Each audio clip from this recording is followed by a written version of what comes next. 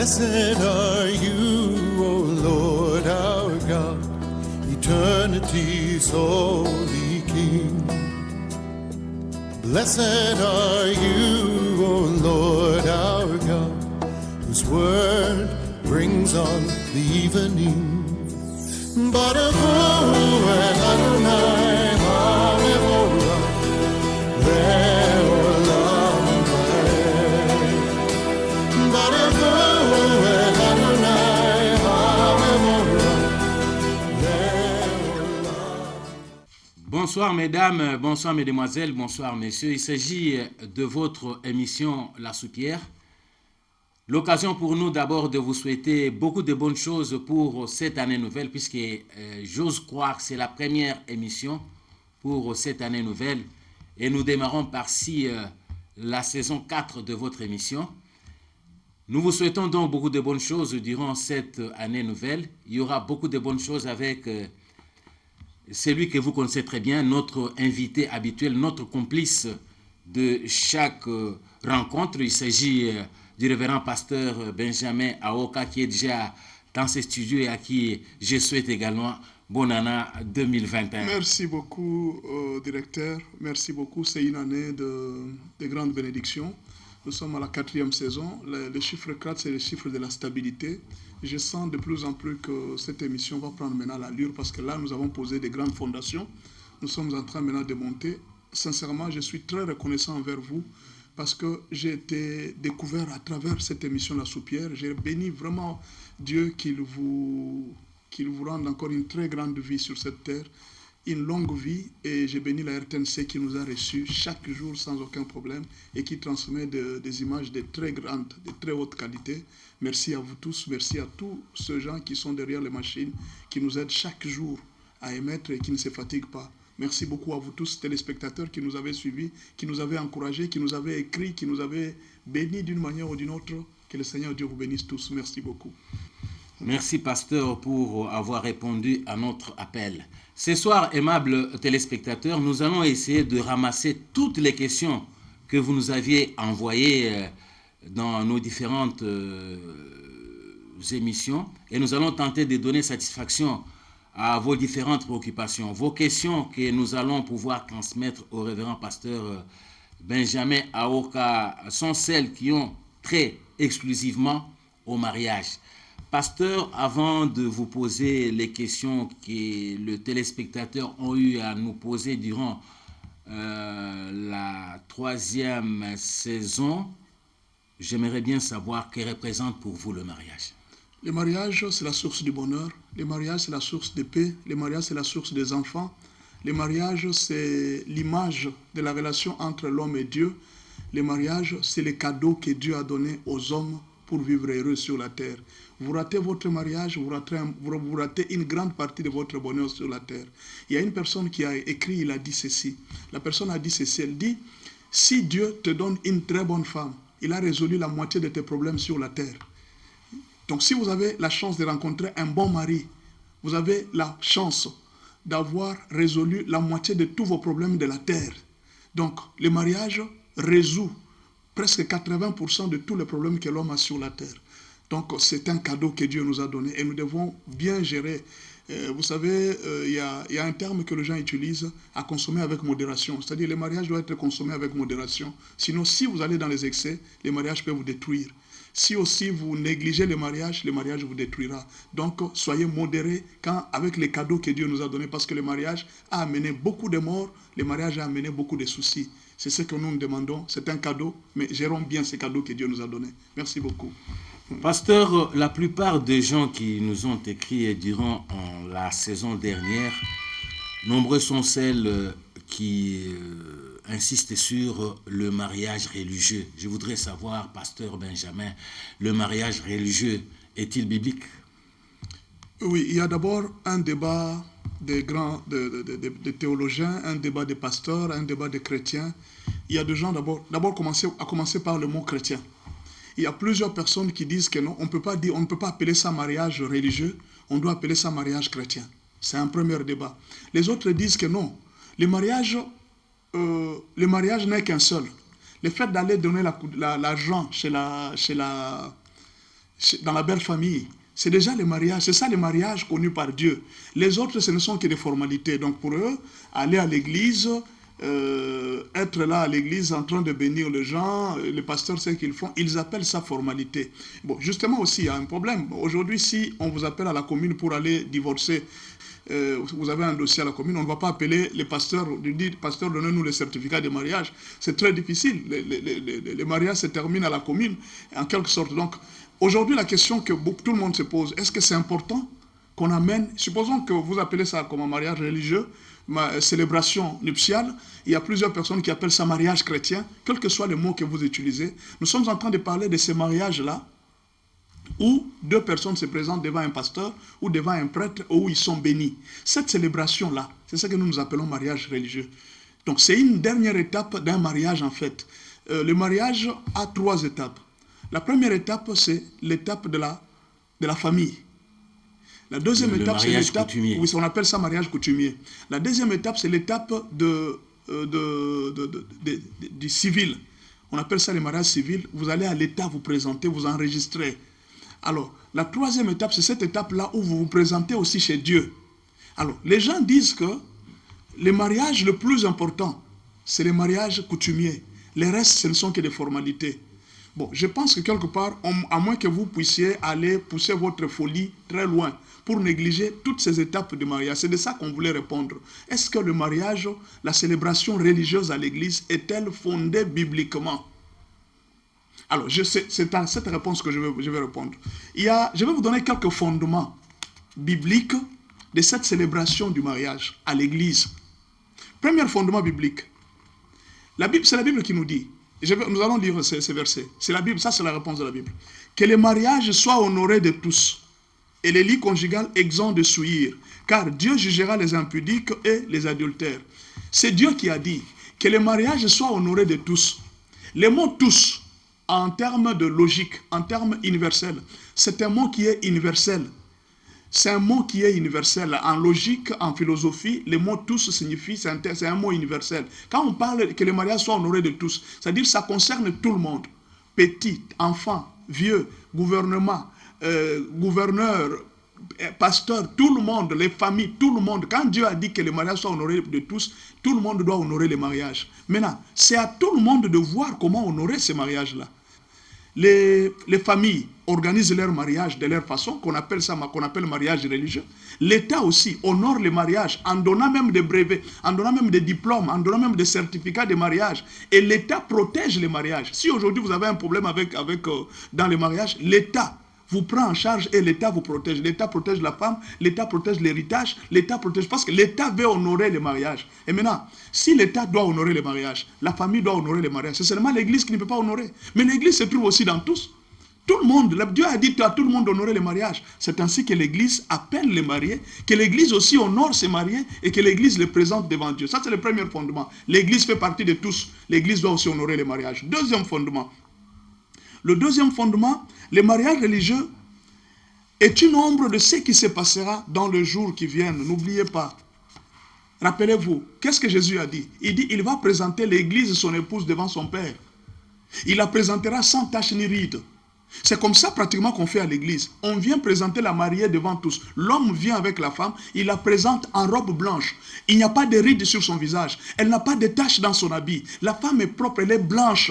Elle est très blanche comme la neige. C'est pourquoi on a la robe blanche. C'est comme ça que Jésus va nous présenter devant son Père comme une épouse. Et c'est un symbole. Alors si aujourd'hui vous allez dire que non, voilà, c'est rien, ça ne veut rien dire. Non, c'est un symbole.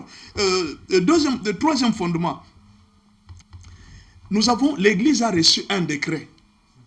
Rappelez-vous, peut-être vous avez déjà lu ça, vous avez toujours négligé. Écoutez ce que la Bible dit. Matthieu 18, verset 17. Si une personne refuse de t'écouter, dis-le à l'Église. Et s'il refuse aussi d'écouter l'Église, qu'il soit pour toi comme un païen. Le verset 18 dit ceci. Je vous l'ai dit en vérité. Tout ce que vous lierez sur la terre sera lié dans le ciel. Et tout ce que vous délierez sur la terre sera délié dans le ciel. Écoutez, l'Église a reçu le pouvoir de lier tout et de délier tout ce qu'il veut. C'est-à-dire, Dieu nous a donné à l'Église le pouvoir de délier. Mais alors, quand l'Église vient lier ou délier. Où est le problème? Est-ce que c'est un problème? Alors, l'Église a reçu ce pouvoir-là de lier un mariage. C'est ainsi que l'Église unit les mariés et il vient les lier. Et la Bible dit ceci. Ce qui est lié par l'Église est aussi lié au ciel. Et qu'est-ce que Dieu a dit ça? C'est ainsi que personne ne sépare ce que Dieu a joint. C'est-à-dire, quand les pasteurs bénissent l'Église, les mariés plutôt, c'est Dieu qui bénit ces mariés. Et Dieu donne l'ordre. Dès que ces gens sont présentés devant Dieu, personne n'a le droit de séparer ces gens-là. Mais alors, c'est un ordre. L'Église peut lier, l'Église peut aussi les lier. L'Église a reçu l'ordre de lier le mariage. Alors l'Église a lié, mais où est le problème? Est-ce que vous allez dire que ce n'est pas religieux, mais le pouvoir de lier et de délier, mais c'est Dieu a donné à l'Église. Pourquoi il a donné? Tout ce que vous lierez sur la terre sera lié au ciel. Et Dieu a dit, c'est moi qui lie les gens. Je ne sais pas si vous avez déjà vu dans une église où les anges sont apparus en cortège avec Jésus, et Dieu vient, il prend 2 personnes, il les lie. Mais Dieu a dit que personne ne sépare ce que Dieu a joint. Il l'a joint quand? Quand est-ce que Dieu a joint les mariés? Mais c'est à travers les pasteurs, c'est à travers l'église. C'est ce que Dieu fait. Il joint les gens à travers l'église. Ce que le pasteur, vous voyez, il est en train de faire là. Il est en train de représenter Dieu. Mais pourquoi vous voulez dire que les mariages religieux, c'est rien, et ça ne représente rien, cette célébration-là, même si vous ne la faites pas, c'est rien? Non, mais non. Le mariage a été institué par Dieu et non par l'État. Le mariage a été institué par Dieu et non par la famille. Ce n'est pas la famille qui a institué le mariage, c'est Dieu. C'est-à-dire, dès que vous vous mariez, vous devez vous présenter devant Dieu. Vous devez vous présenter, il faut que Dieu vous bénisse. La Bible dit que Dieu avait appelé Adam et Ève, et il avait fait quoi? Il les avait bénis. Qu'est-ce qu'il avait dit? Multipliez-vous et remplissez la terre. Mais les sacrificateurs, aujourd'hui, c'est lui qui représente Dieu. C'est le pasteur, c'est le prêtre. Le prêtre doit venir, il doit vous bénir. Parce qu'il doit aussi dire, multipliez-vous et remplissez la terre. Maintenant que vous êtes entré dans un jardin, multipliez-vous et remplissez la terre. Mais pourquoi vous voulez fuir cette étape de bénédiction alors que Dieu l'avait fait au commencement? Voilà pourquoi Jésus a dit, au commencement, il n'en était pas ainsi. Revenons au commencement où Adam et Ève étaient dans le jardin et Dieu les avait bénis. Un autre fondement, il faut revenir au commencement du mariage. Au commencement du mariage, c'est Dieu qui avait béni les mariés et non les familles. Aujourd'hui, c'est l'Église qui représente Dieu. Je viens de le dire tout de suite. Un autre fondement, les puissances sataniques. Faites attention. Je vais vous donner un exemple pour que vous puissiez comprendre. Il y a des coutumes dans ce monde où la fille, avant de coucher avec son mari, elle doit coucher avec son cousin. Il faut que la fille passe d'abord par faire l'inceste, et puis la fille vient. Il y a aussi d'autres coutumes où le mariage est une cérémonie. Je vous donne un exemple qui s'est passé, j'ai vu ça du côté de l'Est. Le jour où on est en train d'amener la dot, les deux familles, l'homme et la femme, doivent entrer dans la chambre. Ils entrent dans la chambre et ils doivent passer le premier rapport sexuel. L'homme doit sortir avec le drap où il y a le sang de la fille pour prouver à tout le monde que cette fille est vierge. Maintenant, imaginez un peu cette scène. Les enfants, les familles sont là en train d'attendre 2 personnes en train de faire le rapport sexuel dans la maison. Et ils sortent avec les draps. Ce sont des choses intimes. Certaines coutumes ne sont pas très propres. Certaines coutumes sont basées avec du fétichisme, de la sorcellerie.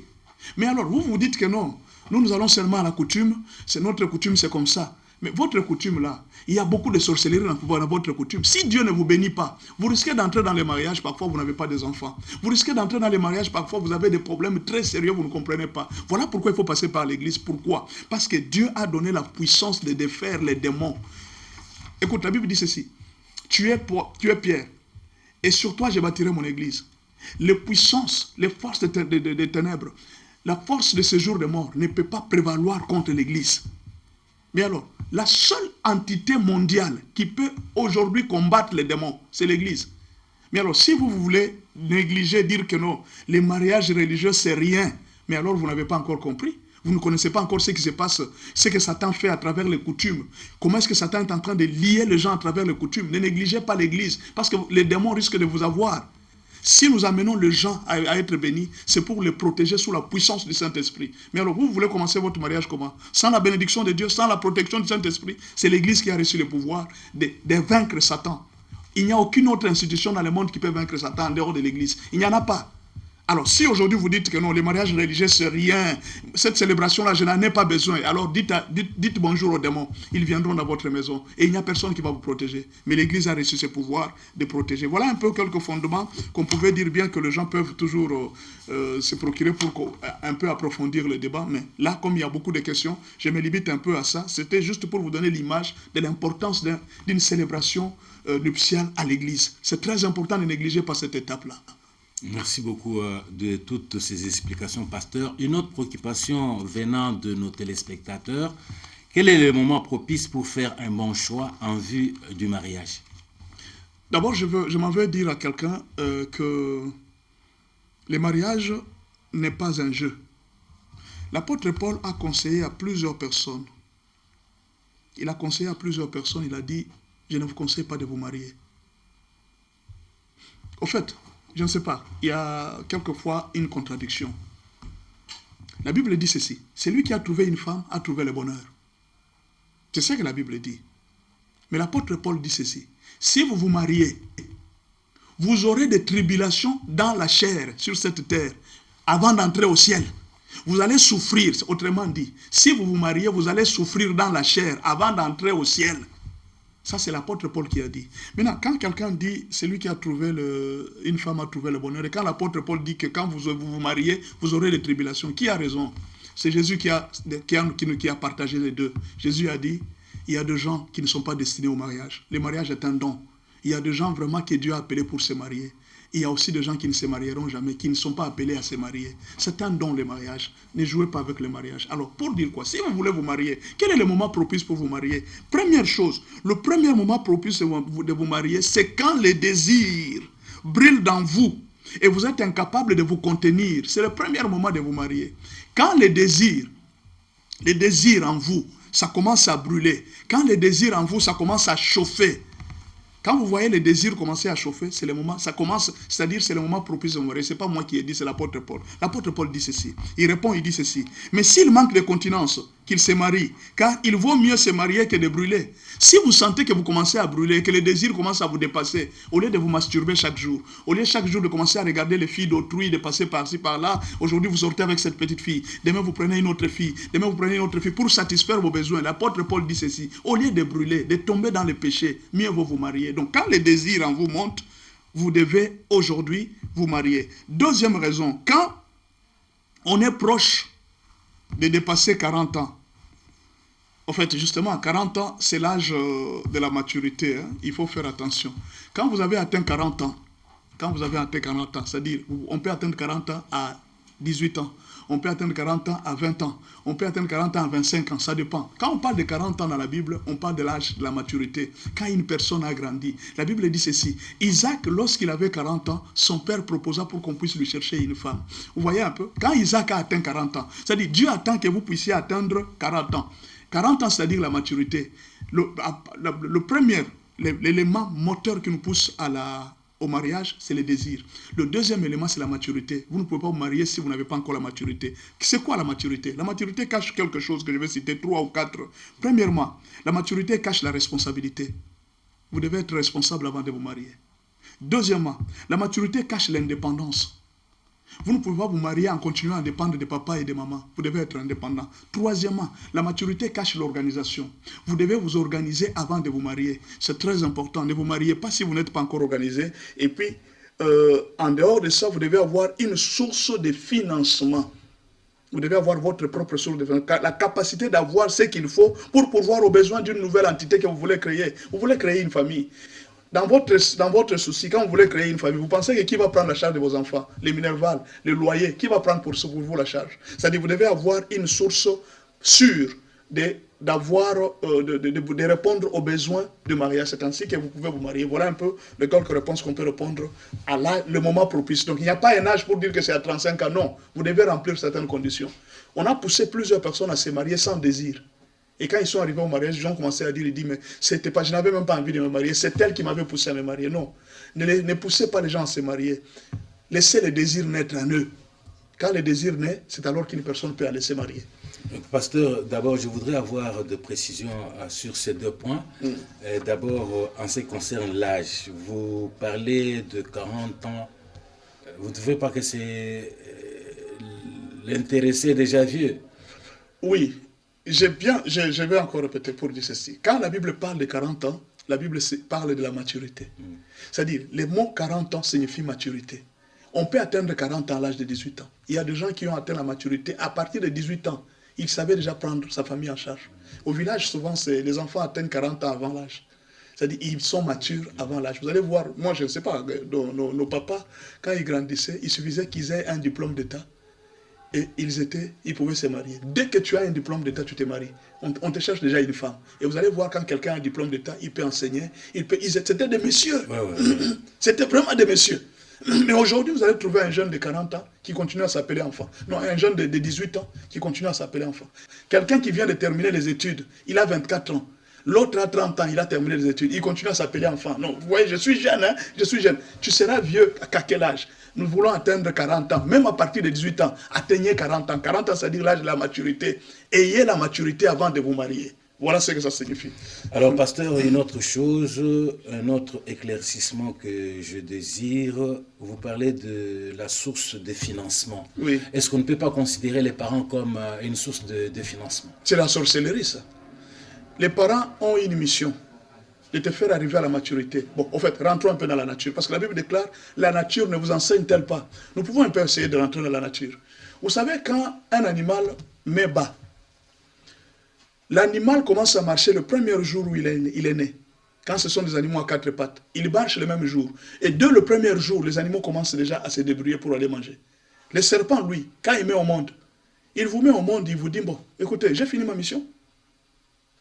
C'est fini, le serpent ne cherche pas pour ses petits. Il ne cherche rien.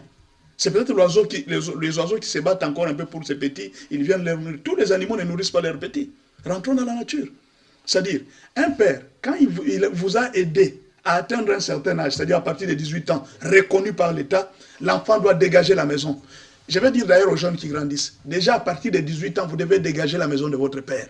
18 ans. Vous êtes jeune fille, 18 ans, dégagez la maison de votre père. Je ne dis pas que moi je suis un modèle, j'ai quitté à 18 ans. J'ai quitté aussi en retard. Mais je vous dis la vérité, ce n'est pas quelque chose qu'on doit encourager. Au Canada, par exemple, les enfants, la maturité commence à l'âge de 16 ans. C'est-à-dire, à partir de 16 ans, un enfant peut commencer déjà à travailler. Maintenant, imaginez, un enfant qui travaille à partir de 16 ans, dès qu'il a 40 ans, il a déjà 24 ans d'expérience professionnelle. Pendant que toi, pendant que tu as 36 ans, tu n'as jamais travaillé, tu n'as aucune expérience de la vie et tu veux te marier. Non, la source de financement ne peut pas être les parents. Chacun doit se débrouiller. Chacun doit se battre pour gagner la vie. Chacun doit faire un effort pour gagner la vie. C'est tout ce qu'on est en train de demander aux gens. Aux amis qui viennent de nous rejoindre, nous vous rappelons qu'il s'agit de l'émission La Soupière que vous suivez. Aujourd'hui, nous l'avions dit au début de cette émission, nous avons ramassé toutes vos questions et entré donc au mariage, raison pour laquelle Pasteur se penche sur ces dossiers. Pasteur, Dieu approuve-t-il un mariage mixte, c'est-à-dire un mariage entre chrétiens et un non-croyant, c'est-à-dire un homme né de nouveau vivant dans la sanctification et un non-croyant, c'est-à-dire sans Christ et menant une vie pécheresse? La Bible reconnaît deux mariages mixtes. Le premier mariage mixte, ce sont deux personnes qui étaient païens. Ils se sont mariés, ils ne connaissaient pas encore Dieu. En grandissant, un jour, ils ont rencontré le Seigneur Jésus. Soit la femme a commencé par croire au Seigneur Jésus, son mari est resté. Et vous allez trouver des couples comme ça. La femme a cru au Seigneur, ou bien le mari a cru au Seigneur, la femme est restée. Vous allez trouver beaucoup de couples qui sont comme ça. L'homme ne va jamais à l'église, mais sa femme est toujours chez les pasteurs. Même dans la Bible, vous allez voir dans l'histoire de Jésus, il y avait la femme de l'intendant d'Hérode qui marchait avec Jésus. Mais l'intendant d'Hérode lui-même ne venait pas autour de Jésus. Vous allez voir celui qui voulait Ponce Pilate. Vous allez voir que le jour où il voulait condamner Jésus, sa femme est venue lui dire, ne touche pas à cet homme-là. Mais lui, Ponce Pilate, les histoires religieuses, tout ça ne les concernait pas, mais la femme était déjà dedans. Vous voyez un peu. C'est-à-dire, ça peut arriver que vous avez un couple où l'homme a cru, la femme a cru avant son mari. C'est le premier cas. Le deuxième cas, c'est le cas où un chrétien va épouser une païenne. Le cas de Samson qui va vers Dalila. C'est le deuxième cas. Alors, le premier cas, la Bible, Dieu a pris en charge ce premier cas. Il a dit que si vous avez un mariage mixte, où l'homme, la femme, est venu au Seigneur et son mari n'a pas encore cru, le Seigneur a accepté ce couple. Il dit non, non, vous pouvez les accepter, pourvu que la femme continue à prier pour son mari jusqu'à ce que celui-ci va se convertir. Pourvu que l'homme continue à prier pour son mari jusqu'à ce que celui-ci va se convertir. Maintenant, il y a un deuxième cas. C'est le cas où l'homme prie déjà. Il va dans le monde pour chercher une femme. Il va chercher une païenne, quelqu'un qui ne connaît pas Dieu. Ce cas-là est interdit par la Bible. Donc, ce mariage mixte-là n'est pas reconnu par Dieu. C'est quelque chose que Dieu interdit. Aux autres, je suis en train dans les livres je vais donner des versets bibliques.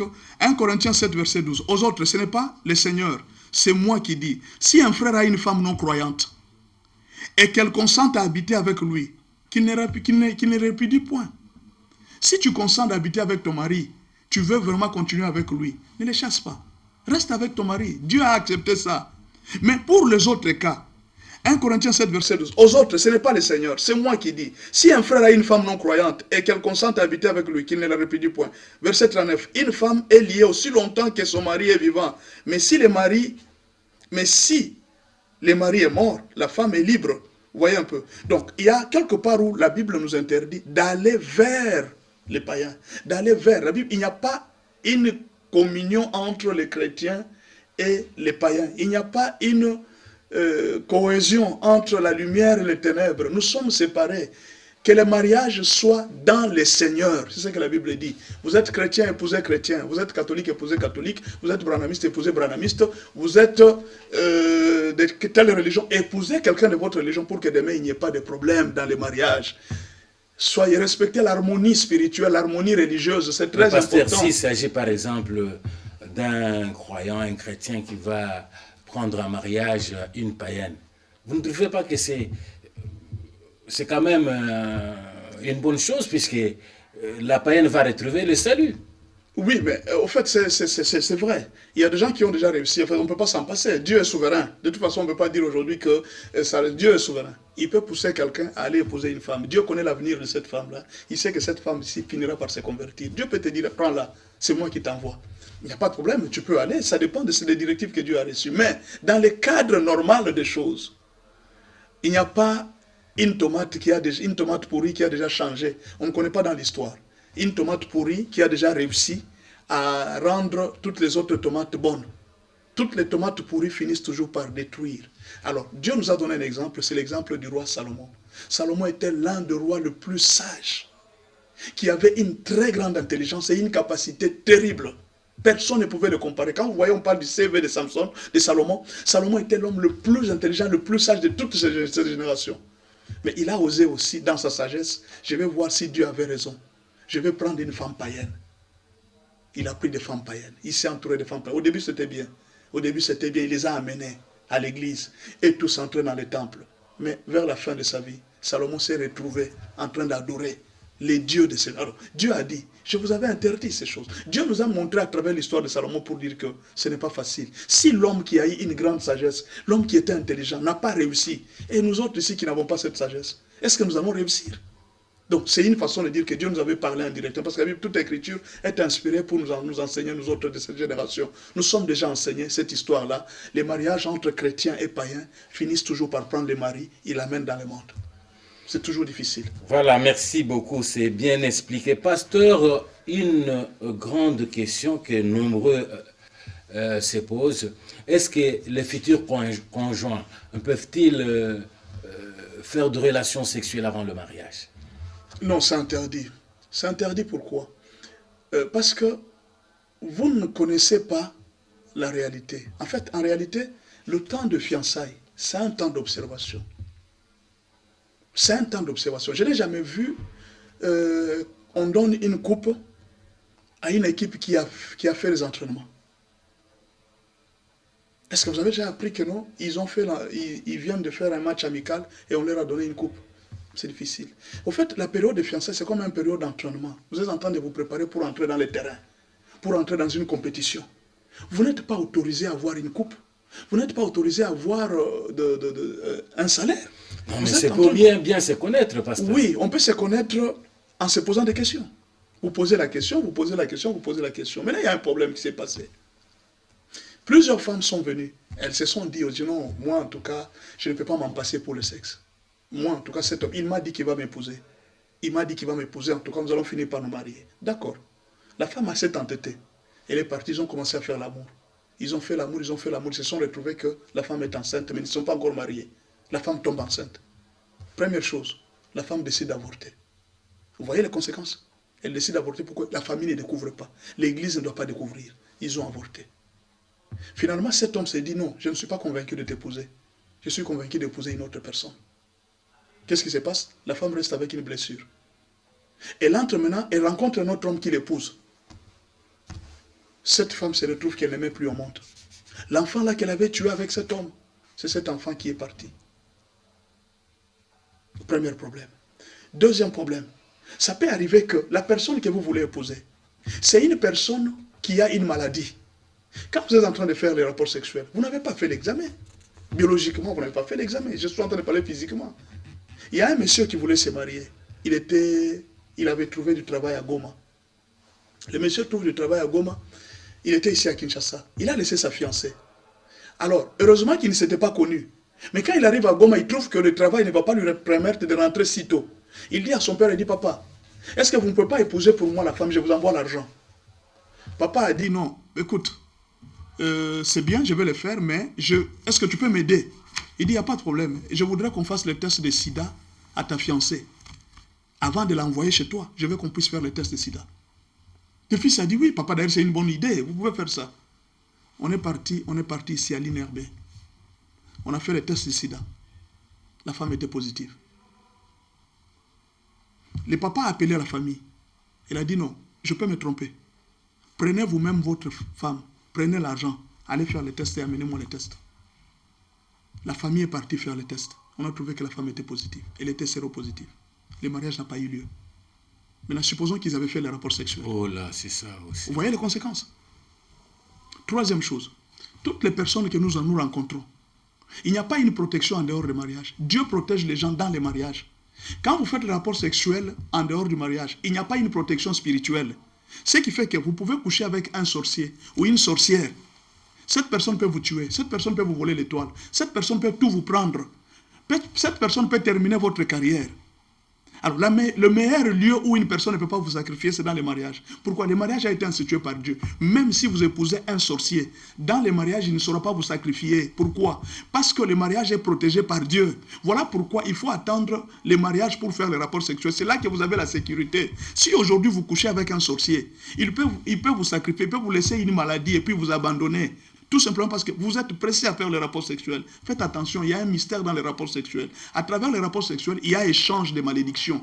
À travers les rapports sexuels, il y a échange de maladies. À travers les rapports sexuels, vous perdez la relation avec Dieu. Et je vais dire aux fiancés, vous tous qui couchez aujourd'hui, est-ce que vous savez que votre mariage est en train d'être retardé à cause de cet amour que vous êtes en train de faire à tout moment? Dieu allait vous bénir depuis très longtemps. Mais vous avez attiré la défaveur de Dieu. Alors que votre mariage allait aller très vite. Vous avez essayé les entraînements, et Dieu a coupé contact avec vous. Il n'y a plus de bénédiction. Même les petites portes que vous étiez en train d'espérer trouver, vous ne trouvez plus rien. Pourquoi? Vous n'avez pas écouté ce que Dieu vous avait demandé. Voilà un peu pourquoi nous interdisons les rapports sexuels avant les mariages. Pasteur, vous voulez nous dire que même avant le mariage, on ne peut pas flirter ou bien faire des attouchements? En tout cas, tout le monde a besoin de la tendresse. Tout le monde a besoin. Pourquoi on refuse les attouchements? Pourquoi on ne veut pas des attouchements pendant les mariages? C'est pour éviter la tentation. Et un jour, il y a un monsieur qui a voulu tenter Satan. Il a dit à Dieu, il a présenté son cas, il a dit non, vraiment, j'ai vraiment envie aujourd'hui de coucher avec ma fiancée. Bon, alors il a fait une prière. Il a dit, Dieu, je suis avec ma fiancée dans la chambre ici. J'ai envie de coucher avec elle. Si vraiment c'est ta volonté, si c'est vraiment la volonté que je couche avec ma fiancée, écoute la prière. Seigneur, si c'est vraiment la volonté que je couche avec elle aujourd'hui, que je puisse même l'embrasser, ne permets pas à personne de venir ici, même au-delà de 12 heures. Si jusqu'à 12 heures, il n'y a personne qui entre ici, c'est que tu m'as autorisé de coucher avec elle. Monsieur a constaté effectivement que jusqu'à 12 heures, il n'y a personne qui était venu. Et il a couché avec sa femme. Et ça, c'est une mauvaise prière. Une prière faite avec les intentions charnelles. Dieu n'exauce pas une telle prière. Et voilà pourquoi il est tombé. Alors, la Bible dit ceci, Proverbe 6, verset 27. Quelqu'un mettra-t-il du feu dans son sein sans que ses vêtements s'enflamment? Est-ce que tu peux mettre le feu à l'intérieur de ton corps et puis les vêtements ne brûlent pas? Quand tu veux chauffer l'amour, sache que tu finiras par brûler.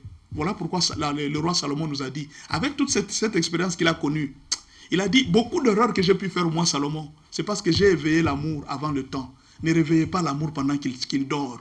Pendant que vous êtes fiancés, ne réveillez pas l'amour. Attendez le mariage. Vous allez souffrir. Vous allez voir, à un certain moment, vous commencez à vous embrasser, jusqu'à ce que vous allez finir par les rapports sexuels. Même si vous ne finissez pas par les rapports sexuels, vous allez voir qu'est-ce que vous allez faire. Vous allez commencer à faire une sorte de masturbation. Vous êtes là, l'homme finit par excréter sa sémence, la femme aussi, elle excrète. Mais finalement, la seule chose que vous ne faites pas, c'est seulement les contacts physiques. Mais c'est de l'hypocrisie. Vous êtes en train de faire les rapports sexuels. Ça, c'est vraiment de l'hypocrisie. Une personne qui se masturbe, une personne qui regarde même une femme de loin et qui la convoite dans le cœur, a déjà commis l'adultère. Ce que vous faites là, c'est déjà l'adultère, c'est déjà la fornication, même s'il n'y a pas de contact physique. Et là, vous vous reprochez calmement dans votre conscience, vous dites que non. En tout cas, nous, on ne fait pas de contact physique, c'est juste des petits attouchements. Vous appelez même ça des petits attouchements, alors que vous allez même en profondeur, jusqu'à même à consommer les rapports sexuels. Mais seulement, vous ne vous êtes pas touché. Vous n'avez pas fait les contacts physiques de sexe. Et vous appelez ça, nous n'avons pas fait de rapport sexuel. C'est la même chose. C'est le même péché avec des gens qui ont fait ces rapports sexuels. Voilà, pasteur, ça c'est bien expliqué. Alors, pasteur, si les choses ne marchent pas bien, est-ce qu'on peut rompre une relation amoureuse avant le mariage? En tout cas, avant le mariage, vous êtes autorisé de rompre. Vous pouvez rompre si ça ne marche pas. Parce que c'est un principe biblique. Un principe biblique, pourquoi? Ce principe biblique dit ceci. Deux personnes ne peuvent pas marcher s'ils ne s'accordent pas. Si vous ne vous accordez pas, vous pouvez rompre. Mais faites attention. Avant de rompre, soyez sûr que vous avez raison. Ne rompez pas pour des futilités. Oh non, elle est très colérique, je ne sais pas rester avec elle. Est-ce qu'il y a... Si Dieu lui-même a la colère c'est Dieu, c'est la nature de Dieu. En nous, Dieu avait mis la colère, parce que lui-même Dieu a aussi la colère. C'est-à-dire, vous ne pouvez pas rompre pour des futilités. Cherchez des raisons très profondes. Par exemple, un mensonge qui se répète à tout moment. Le mensonge n'est pas une bonne chose. Une infidélité qui se répète à tout moment. L'infidélité n'est pas une chose. Une frappe, vous voyez un homme qui commence à vous frapper. Vous voyez une femme qui commence à voler. Il y a des caractères. Si vous essayez de conseiller que la personne ne change pas, en tout cas, c'est mieux de vous décider de rompre maintenant plutôt que d'attendre le mariage, parce que dans le mariage, vous risquez de beaucoup souffrir. C'est le conseil que nous sommes en train de... Si vous voyez que ça ne va pas, ou alors, il peut y avoir aussi d'autres problèmes. Les cas de maladie SS. Vous voyez un peu? C'est-à-dire, votre sang et le sang de votre femme n'arrivent pas, ne permettent pas à ce que vous puissiez avoir une très bonne progéniture. Vous voyez un peu? Alors, l'autre est SAS, toi tu es AS. Lorsque vous aurez des enfants, vous allez remarquer que ces enfants risqueront de souffrir. Mieux vaut ne pas nous marier. Il y a des cas aussi d'autres maladies qui sont héréditaires. Quand vous remarquez que ces maladies-ci risquent de déranger la vie des enfants, c'est mieux. Voilà pourquoi on demande des examens prénuptiaux avant de vous marier. C'est très important. Quand les examens prénuptiaux ne permettent pas que vous puissiez vous marier, ne forcez pas les choses. Parfois, c'est Dieu qui a permis à ce que votre sang ne puisse pas être identique, en sorte que vous ne puissiez pas avoir de bons enfants. Donc, essayez de rompre quand les choses ne marchent pas. Voilà un peu ce qu'on peut dire, bien qu'il y a beaucoup d'autres choses qu'on peut ajouter. Voilà, pasteur, il y a eu... d'autres questions ayant trait à l'âge de la femme. Oui. Est-ce qu'on peut se marier à une femme plus âgée que soi? Ça dépend de beaucoup de choses. Ça dépend de plusieurs choses. Oui, on peut se marier. Il y a d'ailleurs beaucoup de mariages où la femme est plus âgée. Il y en a beaucoup. Les mariages où la femme est plus âgée que l'homme, il y en a beaucoup, beaucoup dans ce monde. C'est seulement parce qu'on ne tire pas attention et les gens ne se dévoilent pas. Il y a plusieurs personnes qui ont réussi. La femme est plus âgée que son mari. Mais ils ont bien réussi, ils vivent très bien. La deuxième chose, nos frères qui sont en Europe, qui nous envoient parfois de l'argent. Il y en a qui vivent avec leur grand-mère. Mais nous recevons leur argent, ils sont bien, ils vivent avec sa grand-mère. Une blanche, il s'est tapé une blanche et puis ils vivent ensemble. Ça arrive. Ça dépend aussi de beaucoup de choses. Maintenant, il y a un problème. Ça dépend de l'amour qui existe entre vous. La différence d'âge. Mais il ne faut pas qu'il y ait une différence de génération entre vous. C'est ça que nous ne voulons pas. La différence de génération est très conflictuelle. Quand on parle de génération, on voit 25 ans. Quand déjà vous dépassez 25 ans d'âge pour épouser quelqu'un, c'est un problème. Pourquoi? Parce qu'à un certain âge, vous avez une différence de 25 ans. Prenons même une femme qui a 40 ans et son mari a 65 ans. Déjà sur le plan physique, la femme de 40 ans est encore très active sur le plan sexuel. Mais le mari de 65 ans, il faiblit de plus en plus. Ce qui fait que vous allez voir que la femme a tendance à faire l'infidélité. Pourquoi? Parce qu'à 40 ans, elle a encore toutes les forces possibles. Alors quand c'est déjà une différence d'une génération, c'est tout un problème parce que vous allez finir par souffrir. Hein, ça, c'est parmi les grands problèmes. Alors, il y a un autre problème, c'est la corpulence. Vous voyez, quand la femme est... Il y a des femmes plus âgées. Mais quand vous voyez son physique, hein, elle paraît comme une petite fille. Elle peut avoir 35 ans. Mais quand vous le mettez avec son homme, l'homme paraît plus âgé qu'elle. Pourquoi? Parce que son corps, elle a reçu un très bon physique qui ne développe pas vite. Mais il y a des femmes, elle a juste 28 ans, mais vous voyez sa taille, vous pensez que c'est une maman de 40 ans. Vous voyez un peu. Alors que son mari a 20. Ils peuvent avoir même âge. Donc, à un certain moment, tenez compte aussi de l'harmonie dans les mariages parce que ça risque de vous compliquer plus tard. Voilà un peu ce qu'on peut dire par rapport à l'âge. Pasteur, tout à l'heure, vous avez parlé des examens prénuptiaux. Oui. Est-ce que ces examens sont bibliques? Les examens prénuptiaux, au fait, en réalité, celui qui a refusé l'inceste, c'est Dieu. Pourquoi Dieu a refusé l'inceste? Ce sont les scientifiques qui ont constaté maintenant. Il paraît que les gens qui sont nés de l'inceste, ils développent beaucoup de maladies héréditaires. Ça, c'est sur le plan scientifique. Beaucoup de descendants qui sont nés de l'inceste, c'est-à-dire papa et dans des coutumes où on autorise l'inceste, il y a beaucoup de maladies héréditaires qui se développent. Alors si déjà Dieu a interdit l'inceste, c'est que Dieu voyait plus loin que nous. C'est-à-dire déjà, nous en tant qu'humains, nous devons prévenir les maladies prénuptiaux. Dieu, bien sûr, il nous a donné l'intelligence. Cette intelligence qui vient de Dieu et qui nous permet d'étudier certaines choses. On ne peut pas négliger pour dire aujourd'hui que non, voilà, ça ne va pas marcher et puis tout ça, non. L'amour, même si les examens prénuptiaux n'existaient pas, mais à cause de l'amour que vous avez pour vos enfants, ne vous faites pas souffrir. J'ai déjà vu des gens où, vous voyez, ils ont un enfant. L'enfant ne fait que des dépenses depuis la naissance de l'enfant jusqu'à la mort de l'enfant à 18 ans. L'enfant ne fait que souffrir les parents. Alors vous voulez passer toute votre vie à cause de votre amour à faire souffrir l'enfant et à vous faire souffrir vous-même. Je pense que vous devez tenir compte des examens prénuptiaux, même si ce n'est pas bibliquement écrit, mais déjà le fait que Dieu a interdit l'inceste, nous pouvons comprendre que déjà derrière là, il y avait une prévention des maladies héréditaires. C'est ce que moi je comprends à travers ça. Pasteur, je crois que pour terminer, vous allez peut-être terminer par un conseil, mais une dernière question. Oui. Tous ceux qui ont fait une grande partie de la Bible étaient polygames. Oui. Pourquoi interdit-on la polygamie aux chrétiens? Oui, la Bible a deux façons de donner des leçons. Quand vous voyez, la Bible est pédagogique. La Bible, c'est une très grande pédagogie. Quand vous lisez toute la Bible, vous allez voir que la Bible, c'est une pédagogie. Dieu a utilisé la Bible comme un pédagogue pour nous enseigner. C'est d'ailleurs l'apôtre Paul qui a dit, c'est l'ombre des choses à venir. On était en train de nous enseigner pour que nous, de cette génération, nous puissions éviter des erreurs. Vous voyez un peu, en Occident, à un certain moment, ils ont fait grandir leur nation à travers les erreurs. Quand une personne commet les erreurs, et puis la personne tombe. Au fait, la polygamie de l'Ancien Testament était un échec. Alors Dieu nous a montré l'échec de la polygamie à travers l'Ancien Testament. Il n'y a aucun polygame de l'Ancien Testament qui a réussi. Aucun. Tous ont échoué dans les mariages de la polygamie. David a essayé la polygamie. Il y a eu plusieurs incestes dans sa famille. Salomon a essayé la polygamie. Il est parti, il a abandonné les chemins de Dieu. Tous ces gens qui ont essayé la polygamie dans la Bible, dans l'Ancien Testament, ils ont fini par un échec. La polygamie, c'est un échec de l'Ancien Testament. Alors Jésus est venu, il est venu corriger ça. Il dit que chaque homme ait sa femme et que chaque femme ait son mari. C'est ça le Nouveau Testament. Dans le Nouveau Testament, Jésus est venu prêcher la fidélité. Or, déjà quand vous êtes polygame, vous tombez déjà dans l'infidélité. Et la troisième chose, c'est que même dans notre pays, la polygamie n'est pas reconnue. La loi congolaise n'autorise pas la polygamie. Mais reconnaît quand même les enfants issus Non, de la polygamie. on connaît les balles perdues, mais la polygamie n'est pas reconnue. Les enfants, les balles perdues, j'ai eu ce côté. Bon, ça, ce sont les termes de polygame même, c'est pas moi qui peux appeler un enfant créé à l'image de Dieu comme balle perdue, excusez-moi, mais je veux dire tout simplement que l'État reconnaît tous les enfants, ici même des autres femmes, l'État reconnaît, mais l'État congolais ne reconnaît pas la polygamie. Donc, si vous êtes femme, deuxième femme, sachez que vous êtes dans l'adultère, on va vous arrêter. Alors, c'est biblique. Même si vous, aujourd'hui, vous ne voulez pas, vous dites que non, la polygamie est biblique. Mais l'État congolais refuse. La Bible dit, même si vous obéissez à l'autorité établie.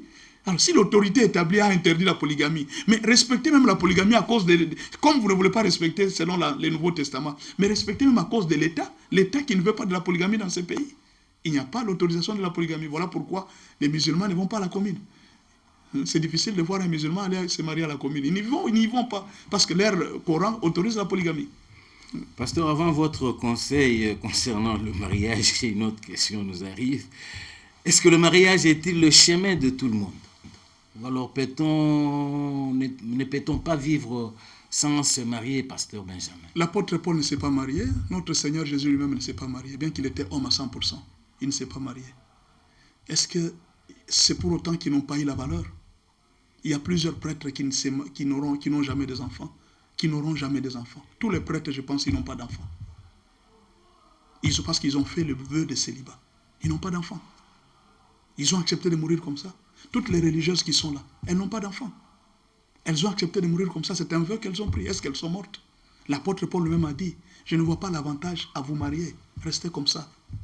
Parce que quand vous vous mariez, vous allez avoir des tribulations dans la chair. C'est ce que l'apôtre Paul a dit.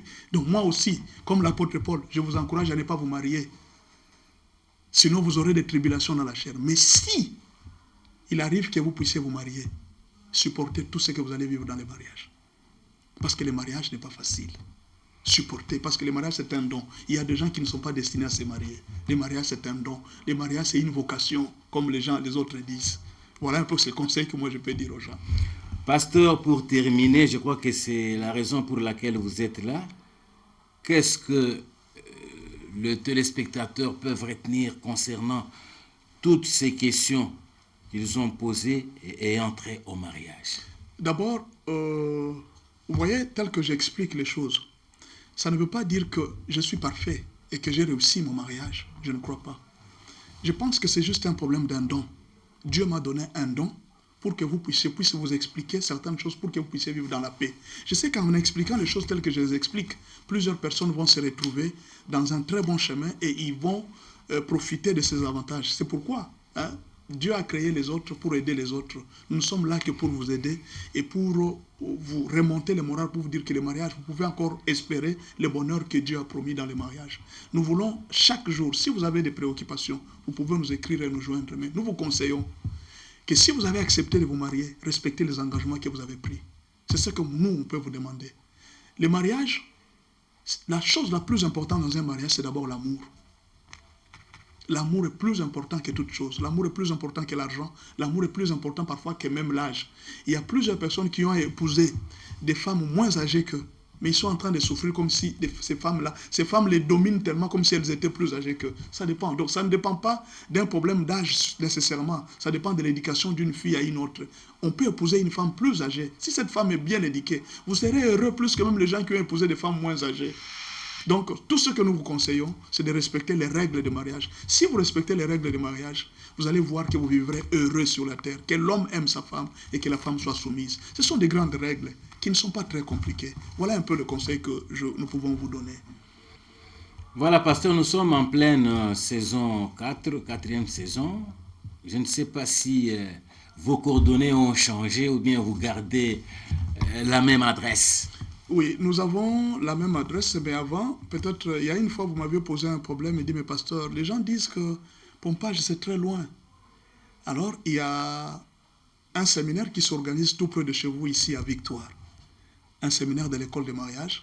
Vous pouvez profiter à suivre ces enseignements ici à Victoire. Quand vous arrivez à Victoire, sur l'avenue des Stades, nous sommes derrière l'IMCA, à l'église Semaude. Il y a devant sur l'avenue des Stades, là vous allez voir l'église de Maman Micheline Chabani. Maintenant derrière, il y a un couloir où vous entrez, vous allez trouver l'église Semaude. C'est une très grande église. Nous commençons un séminaire du 29 mars au 4 avril. Nous sommes là toute la semaine.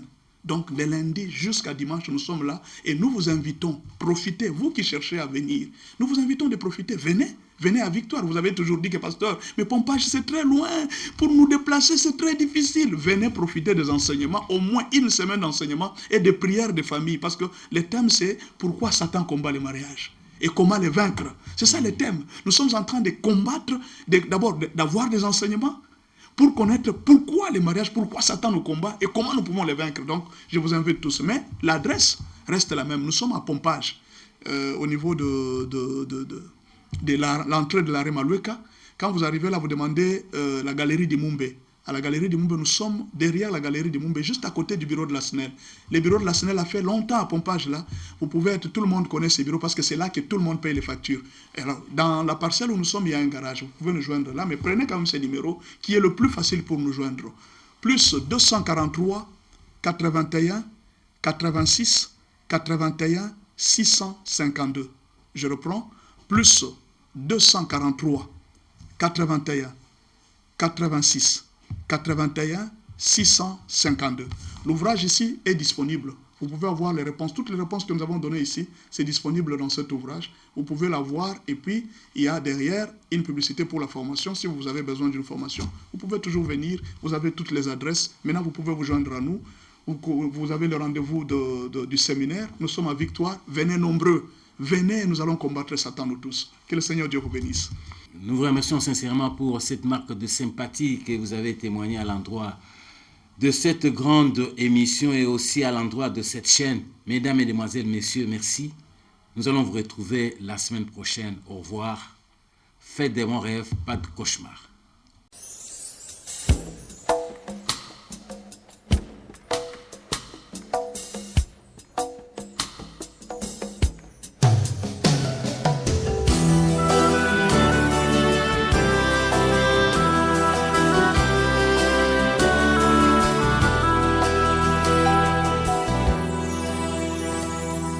Blessed are you, O Lord our God, eternity's holy King. Blessed are you, O Lord our God, whose word brings on the evening. But of